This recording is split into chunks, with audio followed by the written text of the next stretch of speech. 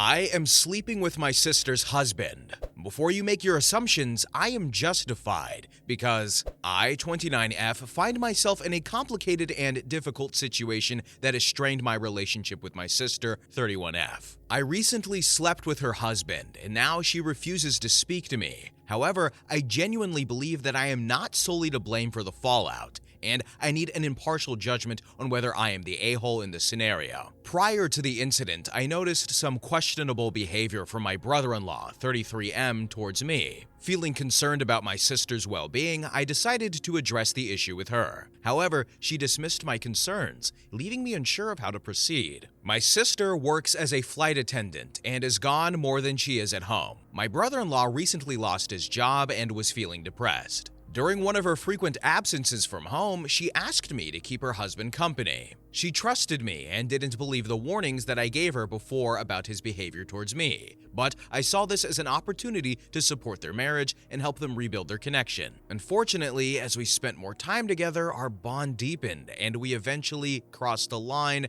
that should have never been crossed. We had both been drinking and he was complaining to me about the troubles in their marriage and how he hasn't been for a while. He was crying and I decided to comfort him. One thing led to another and we did the unthinkable. I woke up realizing the nature of what I did and immediately realized the nature of what had happened. We both were so intoxicated that we stupidly ended up falling asleep. I woke to my sister screaming and hitting the both of us, screaming, "How could you do this to me? We're sisters, I trusted you." She wouldn't even give me a chance to explain and kicked me out of the house. Now, my sister refuses to speak to me. She has filed for divorce. Our parents are siding with her, saying that I violated every family moral. However, I believe that there are multiple factors at play here, and I am not the only one responsible for the breakdown of their marriage. While I acknowledge my mistake, I also question why my sister failed to address the issues in her relationship and why she left her husband in my care without setting clear boundaries. I do feel a sense of guilt and remorse for my actions,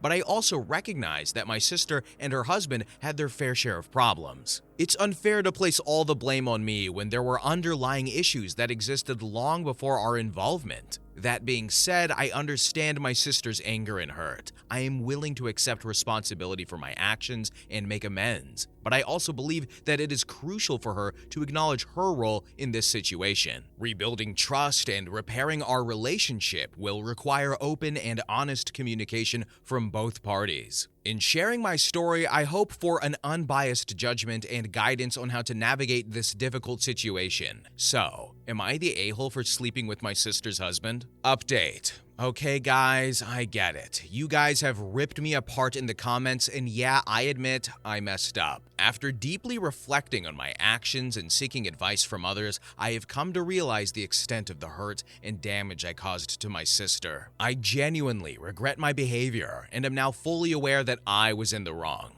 There's no excuse for what I did, and I think I was trying to excuse my actions because the thought of it was all way too painful. Last night, after reading comments, I mustered up the courage to reach out and apologize to my sister. Unfortunately, despite my sincere efforts, she has not only refused to speak to me, but has blocked me from all forms of communication. The fact that my sister has taken such measures is deeply upsetting to me. I yearn for her forgiveness and genuinely want her back in my life. However, I understand that I cannot force her to reconcile or forgive me on my terms. I have sought advice from friends and family on how to navigate this situation, but it seems like the best course of action for now is to respect her boundaries and give her the space she clearly needs. I have continued to reflect on my actions and have sought therapy to address the underlying issues that led to my behavior. I found someone online and I am planning on calling soon to get started to help figure out the root of my behavior. I am committed to personal growth and becoming a better person,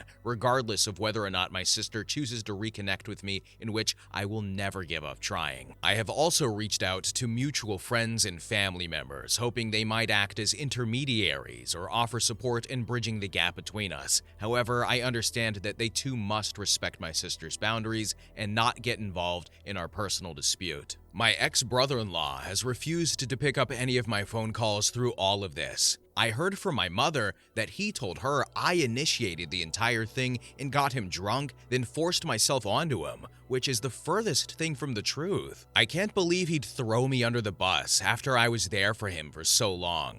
Guess I really looked like the fool, huh? The pain of not being able to communicate with my sister is devastating, but I am determined to learn from my mistakes and make amends in any way possible. I will continue to work on myself and strive to become someone who deserves her forgiveness, even if it takes a significant amount of time. To say the past few months have been insane is an understatement. I feel like my entire world is caved in. While I hold on to hope that one day my sister will be willing to reopen the lines of communication, I also acknowledge the possibility that she may never want to speak to me again. Regardless, I will continue to grow, learn, and reflect on my actions, knowing that healing and reconciliation are processes that cannot be rushed or forced. I hope my sister sees my remorse and my effort to grow. I will update if anything further happens. Now, here are some relevant comments. User 1 said, "Your logic is their relationship was already failing, so your sister should take responsibility. Let me ask you a question using your own logic. Let's say your car is older and needs some work done. If I come up and steal your car GTA style and I total it, would you be at fault for the crash because the car was already failing, or would it be me because I'm the one that took it and couldn't control the car and crashed?" See how dumb that sounds? If it was failing, then your job was to help your sister get through this and guide her towards counseling or a divorce. Instead, you guided your way into his pants. I think it's the moral to the story, and the moral to the story is you had feelings for the brother-in-law for a while, and this drunk behavior made you act on it. You give off golden child energy, in which you've been rarely held accountable. Oh, and if my comment wasn't clear enough, you're the a-hole. Then OP said, "I understand what you're saying. It makes sense." Then user 2 said, "This has to be a troll post rage bait." To which OP replied with, "How am I baiting? Do you need to see screenshots between my sister and I? I feel bad, yes. My point is, I shouldn't be completely at fault here. I'm not trying to be a victim." Then OP provided the text messages between her and her sister. OP said, "Lindsay, I am extremely sorry. I haven't been able to eat, sleep, or function since this has all happened. Regardless of you believing it's been ongoing, it's only happened once. I take full responsibility for my part. I should have distanced myself from him when he was making advances before. I should have pressed it more. I shouldn't have given in. I was intoxicated. I wouldn't have done it sober. I take responsibility for it. I just feel that responsibility needs to be taken that it was already failing. You should have left him a long time ago, or even believed me when I tried to tell you." Then OP's sister said, "Are you kidding me? You're always the victim, Kelly, always. You can never take responsibility for your actions. I swear, you could hit someone with a car walking on a damn sidewalk and you'd still argue it was their fault too for not moving. You betrayed me. You're right, I stupidly didn't believe you because I was in denial about my marriage, but I never thought that you would do this to me ever. I helped raise you. I was there for you whenever you needed me. I forgave you for the upbringing we had with you always being the favorite. You cannot handle the fact that mom and dad are siding with me for once. I never want to see you again. You are no longer my sister." Lindsay, I am so sorry. I never meant to hurt you. I am not trying to play the victim at all. I take responsibility. But why am I getting the most heat here? He is just at fault. All I'm saying is that you should have left him or have been actively trying to fix the relationship, or it wouldn't have gotten this far. But that still does not excuse my behavior. I am the worst. I just don't understand why I get the most heat. Because Kelly, you are my sister. Men come and go. I am not going back and forth. Have a good life being the jerk that you are. Final update. Wow, you guys are ruthless. I fully see that I was in the wrong and my behavior is inexcusable. I do not deserve to have her as a sister, and I am literally a piece of crap. There's not a single insult you guys can give me that I haven't given myself. Surprisingly, my sister unblocked me, expressing her desire for closure and personal healing. It seems that she has reached a point where she needs to address the past in order to move forward, but she's made it clear that she doesn't wish to continue our relationship. We had an open and honest discussion about the pain and hurt that had accumulated over time. It was an emotional and challenging conversation, but one that allowed us to express our feelings and seek some form of closure. During our conversation, my sister made it clear that she has made the difficult decision to no longer have a relationship with me. She explained that she needs to focus on her own healing and well-being, and believes that maintaining a relationship with me would hinder that process. It was a heartbreaking realization for me to accept, but I understand and respect her choice. In our conversation, I took the opportunity to sincerely apologize for any pain I have caused her. I acknowledged my past mistakes and expressed deep regret for my actions. While I had hoped for a different outcome, I understand that my sister's healing journey is her own to navigate, and it may not involve me. Moving forward, I will continue to reflect on the lessons learned from this experience. I have come to understand the impact of my actions and the importance of personal growth and self-reflection. It is crucial for me to learn from this and strive to become a better person, even if it means accepting that my sister wants no further relationship with me. While it is painful to accept the loss of a close bond, I will honor my sister's wishes and give her the space she needs to heal and move forward. I will continue to work on myself, seeking personal growth and understanding, and ensuring that I do not repeat the mistakes of the past. This experience has taught me the importance of empathy, forgiveness, and respecting the boundaries of others. I am grateful for the opportunity to have had this conversation with my sister, as it has allowed me to gain a deeper understanding of the consequences of my actions and the importance of growth and healing in relationships. This will likely be my last update, as there's nothing more to say. I lost my sister and the respect of the people closest to me. But through all of that, she is the victim, not me. I deserve this. So it has been a while where we've had a story where there is just so much to address, but not enough time, because where do you start with this one? But I will say though, we got a story recently and I got some flack because people thought I was trying to justify cheating. Y'all, I ain't never done that. My mama raised your boy right, okay? What I was trying to do was understand why people cheat. Not approve of it, but why. And I say that because it's somewhat relevant to the story here. There was that one commenter who said OP gives off golden child vibes, that she probably wasn't held accountable much when she was younger. Then we got to know OP a little more, and then we did get the conversation with the sister. And what did the sister say? She said OP was always treated as the golden child growing up. The commenter nailed it.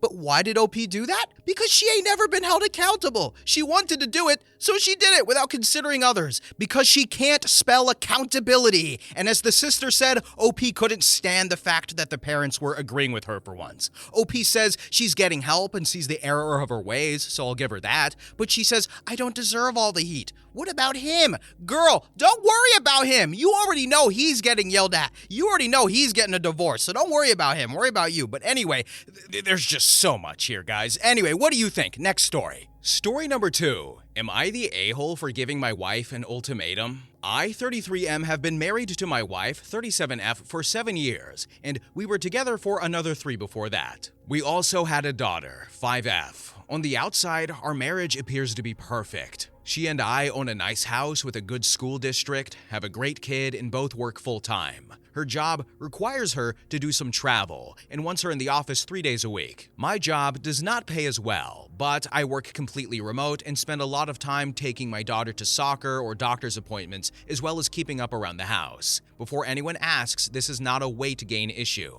I am active and fit, and my wife is the same. For the past 4 years or so, my wife has shown basically no interest in our marriage and acts more like my roommate than partner. We have basically no romance or intimacy. And when I say intimacy, I know some people will jump to us sleeping with each other. But to me, intimacy means acting like a couple, holding hands, kissing, cuddling, and obviously sleeping with each other. None of those are really things my wife wants to do, and makes it painfully obvious that she isn't interested. Before, she and I were very much an amazing couple. My wife also shows no interest in my life. She has forgotten important events like our anniversary and my birthday. Our last anniversary, she said she needed to cancel the dinner plans I made for the 2 of us because she had to work late on a Friday and travel for work the following week. I brought this up to my therapist, who suggested couples therapy and is willing to give some recommendations. I brought this up to my wife, who immediately shut it down, saying, "There's nothing wrong with me, I don't need therapy." I have made multiple suggestions to her for how we can possibly improve our relationship. Family vacation, our daughter won't appreciate it. I don't see what 5-year-old wouldn't want to go to the beach for a couple days, but maybe I'm wrong.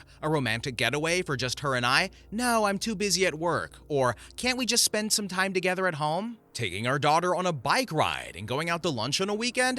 I just want to relax. So, I gave up trying to initiate anything with her and recently began looking for an out. I watched my parents in a failing marriage for a decade and don't want to put my child through that. I talked to a lawyer and got papers ready and could buy a condo in town to keep our daughter in the same school district with her friends since I can't afford a house by myself. I recently confronted my wife when our daughter was at a play date. I told her that I am seriously considering leaving her since I feel as though I don't matter to her and our relationship is never a priority to her. I told her I have an exit plan, and if she doesn't make changes by the new year, I am going to file for divorce and full custody. She and I got into a big fight where she basically told me I was manipulative and an a-hole for blindsiding her like that. I told her that none of this would be an issue if she cared about us, or at least pretended to. I told her I don't want our daughter to see how unhealthy our relationship is. All of this happened yesterday. So, Reddit, am I the a-hole for what I said to my wife and our argument after? Edit. I would just like to clarify, I have brought up my concerns about our marriage to her multiple times. Things usually improve for a short while, but are quickly back to the status quo in a week or two. Then, in the comment section, OP was asked about counseling and therapy. I have brought up the idea of therapy, and that I didn't feel as though she was there for me at several points during the past couple of years.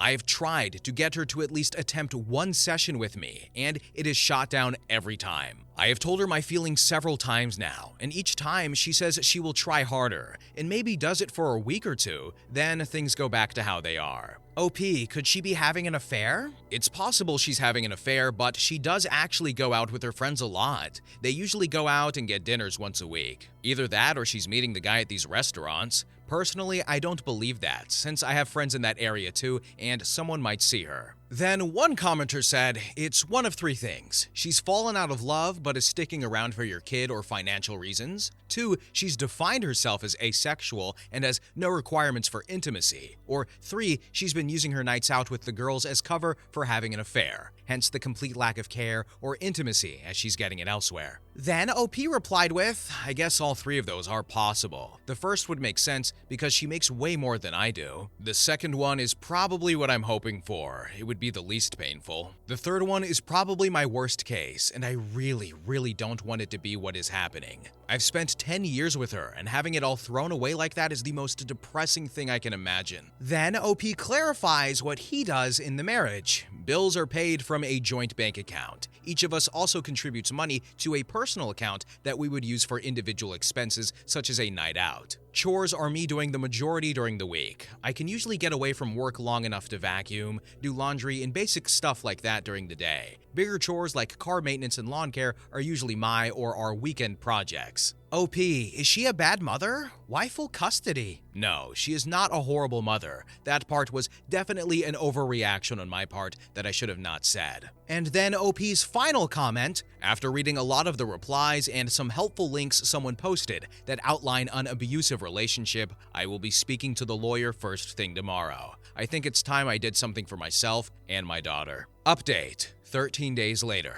Hi everyone. First of all, thank you all for your replies and messages. I received a ton and haven't been able to reply to them all. It has been a crazy couple of weeks, unfortunately. My marriage is over, and after talking to my wife, I realize it has been for a long time. The day after my post, I began the divorce process with my lawyer. Everyone who said I was an a-hole for saying I was going to get full custody, that is true. I was angry, frustrated, and said something I shouldn't have. We are going to split custody, with me having the weekdays and my wife having weekends. That said, everyone who said she was cheating, congratulations, you were right. She has been for around 4 years now, which is about the time she started withdrawing from our marriage. She has been cheating with this coworker because she felt like she was not attractive after having a child and I was busy with work and childcare. More recently, she has begun to develop feelings for him and was considering leaving me for him, which she is now free to do. When I gave her the ultimatum, she was surprised that I was considering leaving her and thought I knew about her affair at the time.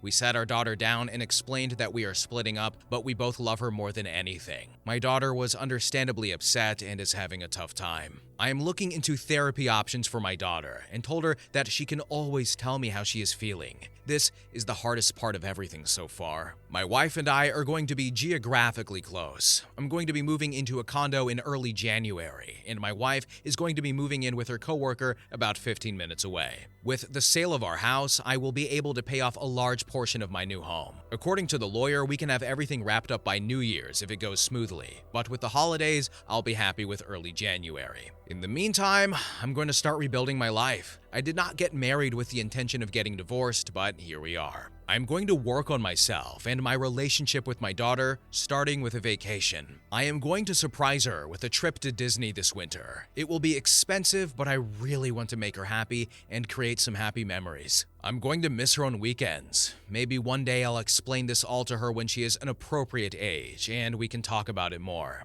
In the meantime, I am going to work on myself and try to be the best version of me that I can. I don't know what the future holds, but I guess I'll know eventually. Here are some more relevant comments. User 1 said, make sure to put you and your daughter first here. You don't owe your ex anything. Yeah, she and I have talked about basically making sure shared bills are paid. All other communication is through our lawyers. All of her issues are on her own now, and not my problem. OP, did she admit to the affair or did you find out? I found some credit card statements that did not make sense, so I confronted her. According to her, and she's a liar, so who knows, the feelings developed a couple of years ago, and she was not sure how to address it. I personally don't care what she feels at this point. OP, have you thought about your daughter having to spend time with the ex's new man? And have you considered possibly putting a no overnight guests clause in the divorce, at least for a while? A clause around this is definitely worth looking into.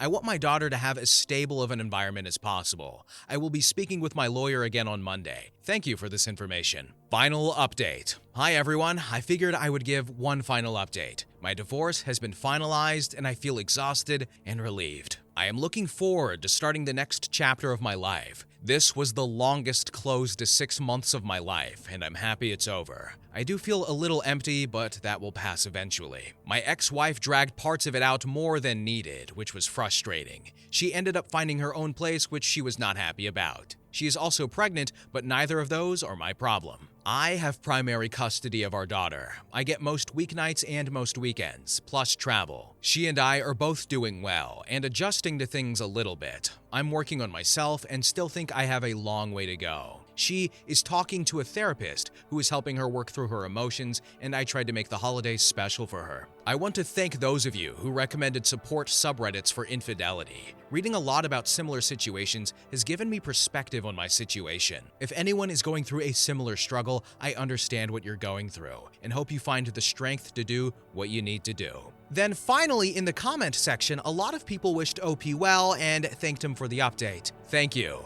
One of the things that surprised me the most was how interested people were and how many DMs I got asking for updates. This one is kind of a happy ending at least. OP, wasn't your ex moving in with her affair partner? Yeah, he wasn't super interested in raising a kid from the sounds of it. Wait, he got her pregnant and then left her? Well, presumably him, but I don't know and I don't care. Divorce proceedings had just wrapped up, and that's when I heard about it. But yeah, focusing on my daughter and myself is the plan. As for my ex-wife, she'll have every other weekend and a couple of nights a week. Okay, so the last commentary went a little on the longer side, so I'll keep this one short, but this was a relatively good... No, this is a good ending, dare I say. And I'm also just guessing that the theme of today's video is cheating. Oh boy, but anyway, you know what the best revenge is? The best revenge is a life well lived. And it seems like OP is like, hey, I'm going to therapy, daughter's going to therapy, we're going to freaking Disneyland. I want to come. Can I come?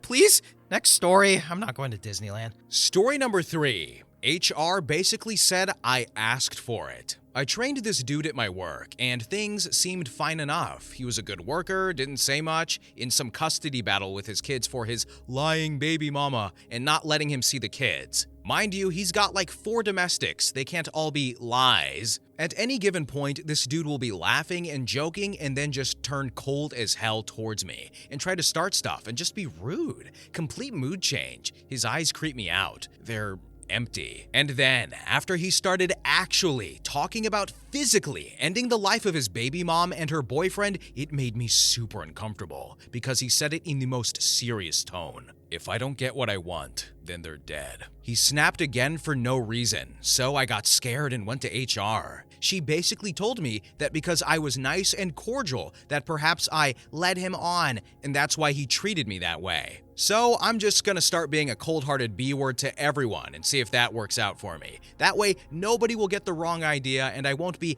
asking for the terrible comments I've received completely unprompted. I hope to God that this man does not get his kids and another woman never has to deal with him. Edit, I failed to mention that knowing full well that I'm married. He asked me out and I turned him down. That's what HR's excuse for this man's actions are. I led him on and shot him down, so he's angry. If anything, more of a reason for concern. Also, she refused to give me any sort of written record of the meeting, but told me it was in my file. I can't access my own file or have a record?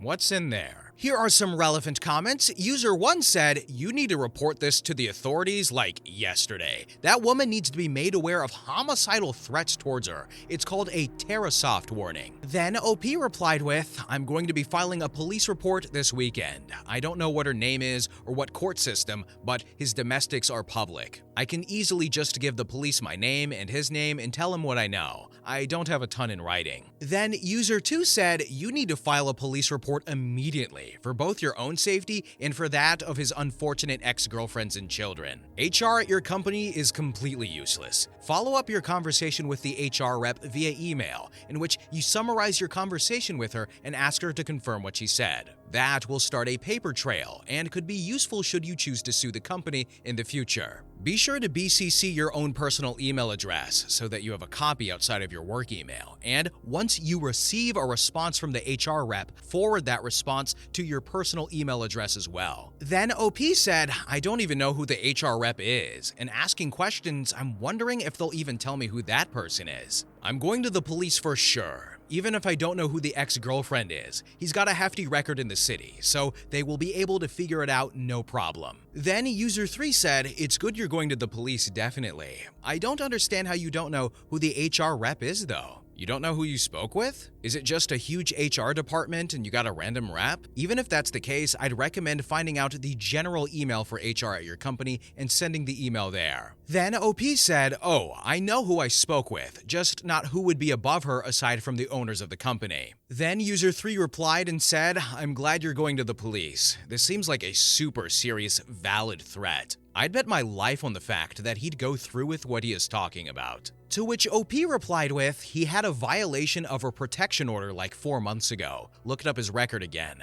Better tell them sooner than later." And then finally, user 4 said, "Congrats, you've met a sociopath. You need to report what he said to the authorities and document any further encounters, incidents, especially at work. Work should be focusing on safety. If you don't feel safe working with him there, then you need to escalate." And then finally, OP said, "It's honestly disturbing, the mood change. Pair that with the whole 'they're dead' thing, I don't know why they aren't looking more into it. My shift is only made up of 15 people. Their resolution to the issue was to move me to the back end instead of up front. I'm on a job right now where I'm making money for my product above quota because I have to move now because of him. I'm losing my piecework and extra money." Update. Today, I got pulled into the office. I was told I wouldn't be alone by my HR rep. Good, another witness, I thought. Lo and behold, the man who was causing the issues for me walks in and sits down to my left and my supervisor to my right. My HR rep at her desk in front. I basically felt like I was in the center of the room and absolutely cornered, so I started shaking and crying before anything started. I was fidgeting with my phone. Why would they bring him in there and trigger me like that? He lied through the entire thing and complained about people knowing about the things he said. I felt so trapped and triggered. The HR rep yelled at me to get off my phone and mentioned something about recording, and I said, "Oh, may I?" She said, "Absolutely not." She said that this was a private meeting that wasn't allowed to be recorded at all. Then got paranoid about my phone being in my pocket. I wasn't recording. Sadly, I let her bully me into ignoring the fact that I do know my rights. They then asked if we could get along and work in the same area. Seriously? The man threatens to end the life of his ex and her boyfriend, is rude to me, and she says it's because I led him on. I get moved and lose money, and she wants me to move back like none of this ever happened. I asked for a copy of the email I sent her. She denied it and told me that I already had a copy in my own email. She flipped out at the end and mentioned recording again. I stood up for myself and told her it was within my legal rights. She argued back, and I told her again that I knew my rights. She smacked her hands down on her desk and ordered me to either get back to work or leave, because we were done here. People get so angry when you know your legal rights, but that's too bad. Ohio law, one-party consent. So, any idea what my next move is? I live in Ohio, and no, I can't afford a lawyer. Low income and likely getting fired on Monday. Here are some more relevant comments. User 5 said, "I'm going to tell you exactly what the EEOC told me when I called them for being fired for reporting the SA of minors and women without the cruel parts. Call the cops and report the assault." Then OP said, a little different, but not less significant than SA. I did report his violent comments about his ex and his ex's new boyfriend to the police. They definitely took note of it. Now, this is more a violation of my safety and rights. Then user 6 said, labor lawyers tend to work on contingency. You don't pay anything in advance. They get paid after it's all done in court. Them acting hostile and potentially firing you falls under retaliation following an incident report. Then OP said, I actually just applied for legal aid on an EEOC website. I really hope they can help me out. I am absolutely disgusted. And once more, user 5 said, the man threatened people at his place of work. They might need to be reminded if he harms them that they would possibly be liable. And finally, OP replied with, the threats weren't towards people who work there. They were towards his ex-girlfriend and her new boyfriend. But he would at any random moment decide to be rude and scary to me out of the blue. HR told me, because he asked me out prior, that it was because I led him on. The man literally said he was going to end the life of other human beings. It wasn't people at my job, but his general vibe is scary. Well, I was wrong about the theme of today's video being cheating, but you know what? She was cheated by HR. That's a bit of a stretch. But on a serious note, good that OP is like filing police reports and going on EEOC and trying to get in lawyers, and I wish she recorded, but I mean, they bullied her. These people are breaking the law. The coworker is probably going to break the law and end lives, so I'm like, good that the commenters were like, hey, don't wait till the weekend. Do this now. And it seems like OP is getting through this or working through it because, I don't even know. This guy's a freaking potential killer. If she does go back to work, this girl needs to make sure her phone is like recorded at all times because, oh my God. Next story. Story number 4. Am I the a-hole for wanting to keep the inheritance I may receive from my mom's college friend? I, 30M, have had the weirdest couple of months of my life. My mom, 61F, has a friend, Gary, 60-ish M, and he recently passed away. And to my surprise, he left all his property in my name in his will. For context, I am married to Hannah, 28F, and we have a 2-year-old toddler. We are not wealthy, but both Hannah and I have good jobs and are working towards building a good life for us and our kid. About 2 months ago, an estate attorney sent a letter to our house stating that Gary had passed away and I was named in his will. This came as a shock as we had not seen Gary and his family for years. The only memory I have of Gary was from when I was a kid. His son Jason, late 20s, M, and I were friends, and our families were pretty close. Gary and my mom were close college friends, and they would come to our house for dinners or parties. Jason and I were of similar age, and I remember Jason following me around the house and us playing video games in my room while the grown-ups had fun downstairs. When I was around 10, they moved out of our town, and I never saw them again. This is the first time in years I've thought about Gary or Jason. I initially thought the letter was a scam letter, but after reading Gary's name on the letter, I called my mom to ask if he was the same Gary who was her friend. She confirmed the name was the same. I decided to schedule a Zoom call for the estate attorney. The estate attorney, who is also the executor of the will, told us that Gary named me in his will and left me his house, close to $1.5 million in value and around $800,000 in other assets. This was a shock, as I have no relation to him, and there is no reason why he would even remember me. The executor mentioned that Jason wants to get in touch with me, and if I can provide my contact information to him. I of course agreed, as I wanted to understand what was going on. I talked to Jason via Zoom call. Jason and his wife joined the call. I asked them about Gary and what was going on. Jason told me that Gary and his mom divorced right around the time they moved out of our town. His mother got the primary custody, and he used to spend weekends at Gary's place. However, after a year or so, Gary started pulling out of his life and met him maybe a few times every year. Gary then moved to a different town, and they had very limited contact, except for holiday greetings and a few phone calls every year. Jason mentioned that Gary lived alone and did not marry again. Jason is his only next of kin. Jason's mom has already passed away. Jason also came to know about Gary's death via the estate attorney's letter. The estate attorney told Jason that Gary had left $100K for Jason in his inheritance. Jason asked him what he did with the rest of his estate, and the attorney told him that I was named as the beneficiary. Jason asked me if there was any reason why I would be listed as the beneficiary, and I told him that I was not aware of any. My head was spinning, and I thought that maybe I was related to Gary in some way, like he secretly is my biological dad or a sperm donor. I talked to my mom about it, and she told me that I am in no way related to Gary. I asked her why he would leave me his inheritance, and my mom said she could not think of a reason why.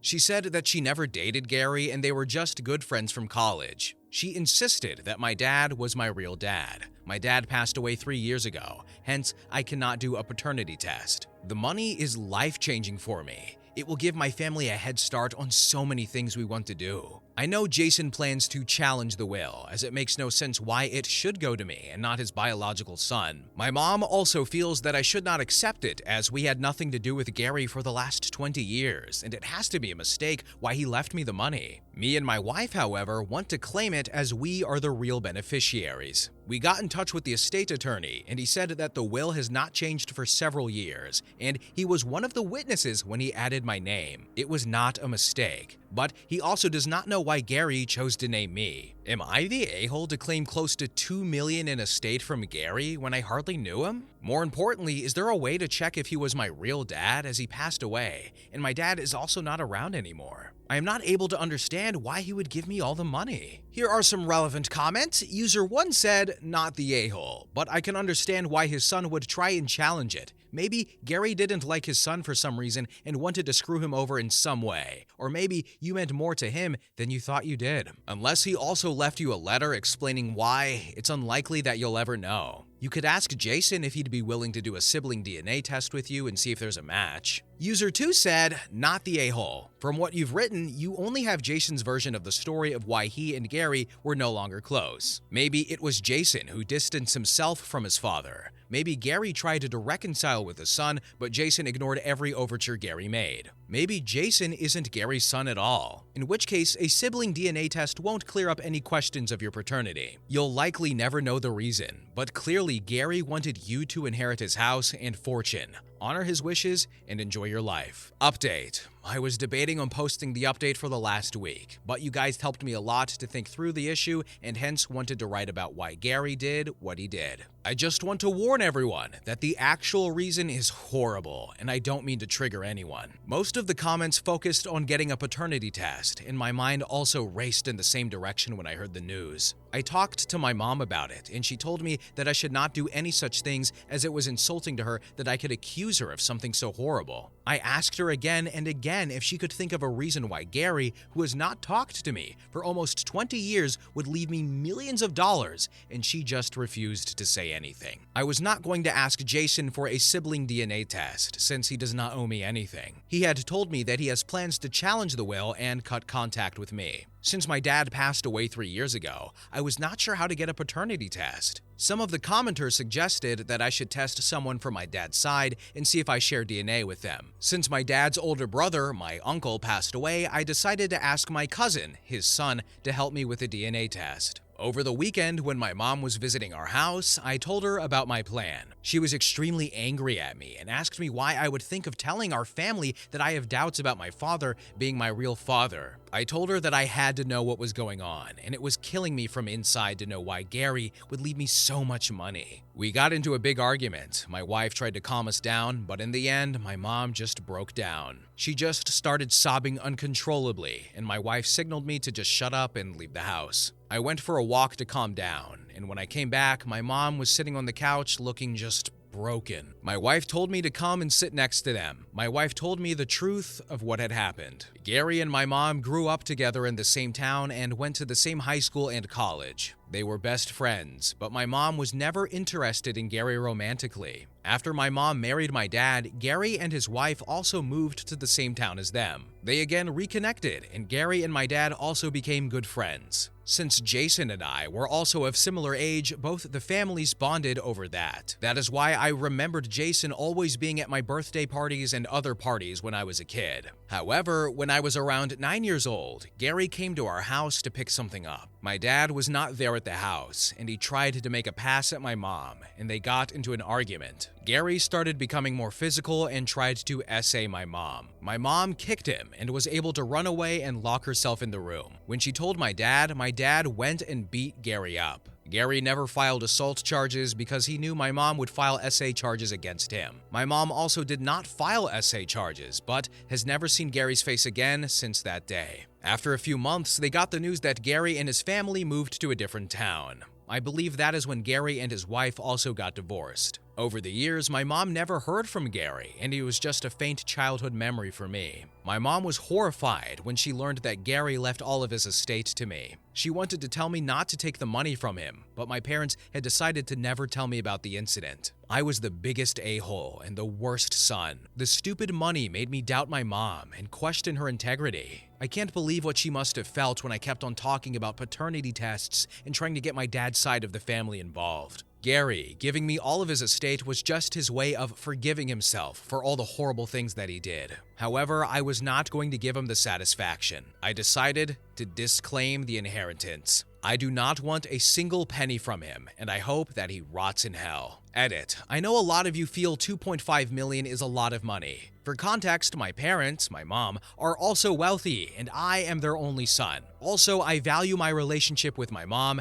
and do not owe anything to Gary. If he was my father, he should have written that in his will and not put my mom through the horror of explaining the situation to me. My wife and I also lived comfortably, and it was our joint decision. I have already decided to disclaim the inheritance and will not be taking the paternity test or looking into this issue further. And finally, here are a few more relevant comments. User 3 said, "Stop. No offense, but your mom's story doesn't make any sense to me. Get the test done, because I think she is lying to you. The only other people who could verify the story are dead. A bit too convenient if you ask me. Why would your mother lie to you? Because she is ashamed of what she did and would rather you lose out on $2.5 million than face the truth." And finally, user 4 said, "Get the test. Pretty sure your mom's story doesn't add up." Wow, family drama and a mystery. This story was, something. But I'm gonna get right to it because my voice hurts because this video has been so long. But what do you guys think? Do you think that the mother is lying? Do you think she's telling the truth? Do you think there's a bit more to the story? Do you agree with the commenters, the 2 comments that we just read? I'm a bit curious. I feel like I believe the mom. Just in my heart, I feel like that's the truth. I don't know. But what do you guys think? But anyway, guys, thank you so much for watching. I'm gonna go make some hot tea. I don't even like tea that much, but it's good for the throat. Bye-bye.